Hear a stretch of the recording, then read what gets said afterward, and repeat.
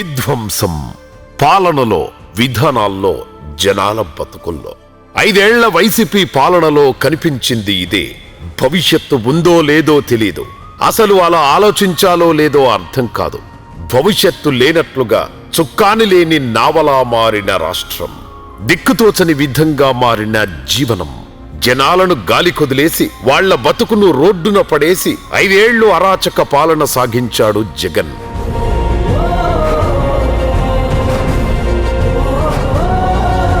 ఒక్క ఛాన్స్ అని నమ్మించి అధికారంలోకి వచ్చి ఆ తరువాత జనాలను పట్టించుకోవడం మానేశాడు.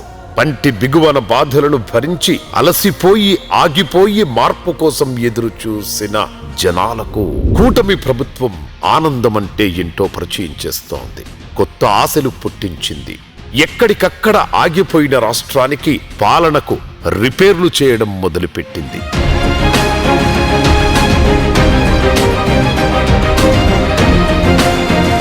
తాడేపల్లి ప్యాలెస్ లో ఆ పరదాల మధ్య రాజభోగాలతో జనం బాగోగులు పట్టించుకోకుండా, సమస్యలు వినకుండా రాజారెడ్డి రాజ్యాంగాన్ని నడిపించిన జగన్ తన పాలనలో చేసిన విధ్వంసం అంతా ఇంత కాదు. వ్యవస్థలు, విధానాలన్నీ అటకెక్కిన పరిస్థితి కనిపించింది. రోడ్ల సంగతి సరేసరి, మోకాలి లోతు గుంతలు, నరకానికి కేరఫ్ గా అనిపించే రేంజ్ దారులు. ట్రాన్స్పోర్ట్ కి ఇబ్బందిగా ఉందని ఎవరు ఆ రోడ్డుకి రాకపోయేటప్పటికి అభివృద్ధి అనేది ఆగిపోయింది. చాలా బాధలు పడ్డాం. పిల్లలు కానించి పెద్దవాళ్ళు కానించి చేనికి వెళ్దామన్నా బాధలే, గుంటలు నీళ్లు. జగన్ దౌర్భాగ్య పాలనకు ఆ 5 ఏళ్లు రోడ్లు ఆనవాళ్లుగా నిలిచాయి.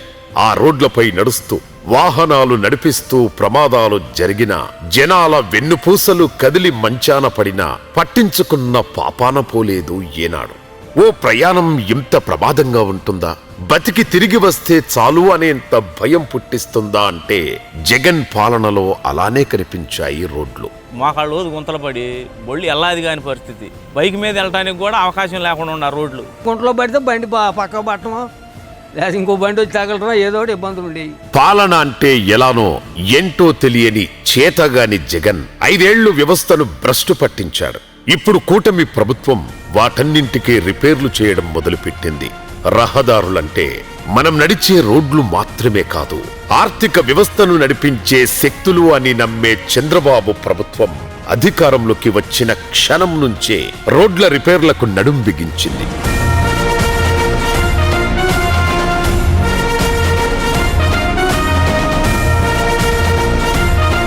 ఇక్కడ అక్కడ కాదు, శ్రీకాకుళం నుంచి అనంతపురం వరకు ప్రతి గ్రామం, ప్రతి పట్టణం, ప్రతి వీధి ఇలా ప్రతి రోడ్డును బాగు చేయడం మొదలుపెట్టింది. ప్రగతిపూర్వక ప్రజాపాలన అంటే ఎలా ఉంటుందో, ఆ మార్పు రేంజ్ ఏంటో ఈ రోడ్లు చెప్పకనే చెబుతున్నాయి.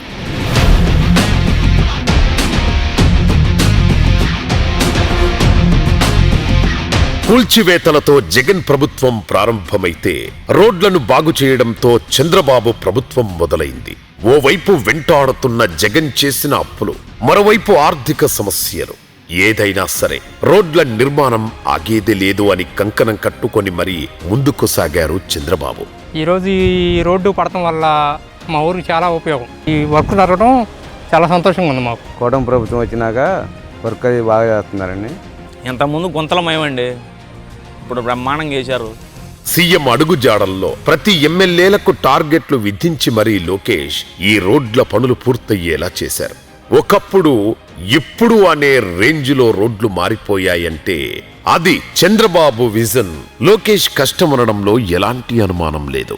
జనమే మనం, జనంతోనే మనం అనేట్లుగా ప్రతి నియోజకవర్గంలో, ప్రతి ఊరిలో రోడ్ల నిర్మాణం చేపడుతోంది చంద్రబాబు ప్రభుత్వం.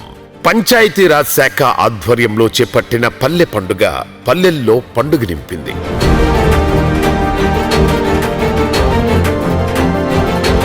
పంచాయతీరాజ్ శాఖ ఆధ్వర్యంలో 4,880 కోట్లకు పైగా వ్యయంతో మొత్తం 8,560 కిలోమీటర్లు కొత్త రోడ్లు వేయగా, R&B ఆధ్వర్యంలో 3,806 కోట్లతో 1,000 కిలోమీటర్ల రహదారులు నిర్మించారు. 40,000 కిలోమీటర్లకు పైగా రహదారుల మరమ్మతు జరిగింది. 3,084 కోట్లతో 6,187 కిలోమీటర్ల సీసీ రోడ్లు, 1795 కోట్ల రూపాయలతో 2373 కిలోమీటర్ల బీటీ రోడ్లను నిర్మించింది చంద్రబాబు ప్రభుత్వం. 1000 కోట్లతో రోడ్లు మరమ్మతులు పెట్టాం, ఇంకొక 3000 కోట్లు ఇచ్చాం. ఇప్పుడిప్పుడే సాటిస్ఫాక్షన్ లెవెల్ పెరుగుతా ఉంది. ఒకప్పుడు పల్లె పండుగ 1.0 కార్యక్రమం కిందే సుమారు 4000 కిలోమీటర్ల మేర వివిధ రకాల రోడ్లు నిర్మించారు. ఇప్పుడు పల్లె పండుగ 2.0 ద్వారా మరో 8500 కిలోమీటర్లకు పైగా కొత్త రోడ్ల నిర్మాణానికి శ్రీకారం చుట్టారు. ఏ రోడ్డు మీదైనా పార్ట్ హోల్ గాని ఉంటే R&B రోడ్లలో ఉండకూడదు. ఉంటే ఆ కన్సర్న్ ఆఫీసర్స్ కూడా మీరు చూసుకోవాలి.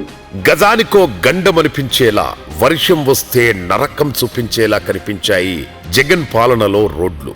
సీఎం చంద్రబాబు కృషితో ఇప్పుడు ఆ రోడ్ల రూపురేఖలే మారిపోయాయి. దారులన్నీ జీవం పోసుకుంటున్నాయి. రోడ్ల నిర్మాణమే కాదు, స్వర్ణాంధ్ర, స్వచ్ఛాంధ్ర కార్యక్రమాల్లో భాగంగా డ్రైనేజీ వ్యవస్థను బలోపేతం చేస్తూ, గ్రామాల్లో పరిశుభ్రతను పెంచుతూ ఊళ్ల తలరాతనే మార్చేస్తోంది ప్రభుత్వం. 2029కి భారతదేశంలోనే one of the most cleanest state గా ఆంధ్రప్రదేశ్ ఉంటుంది. గ్రామాలు, పట్టణాలే కాదు, గిరిజన గ్రామాలు, ఏజెన్సీ ప్రాంతాల తలరాతలను కూడా మార్చేస్తోంది కూటమి ప్రభుత్వం. డోలీలు మాత్రమే శరణ్యమనుకున్న బతుకుల్లో రోడ్లు కొత్త సంతోషం నింపుతున్నాయి. ఏపీలో ప్రతి గ్రామానికి మంచి రోడ్లొచ్చాయి. వెలుగొచ్చింది, కళ వచ్చింది, పండుగ వచ్చింది. ప్రతి చోట ఇప్పుడు ఆనందాలు మాత్రమే కనిపిస్తున్నాయంటే అది చంద్రబాబు విజన్, కూటమి ప్రభుత్వం పనితనం.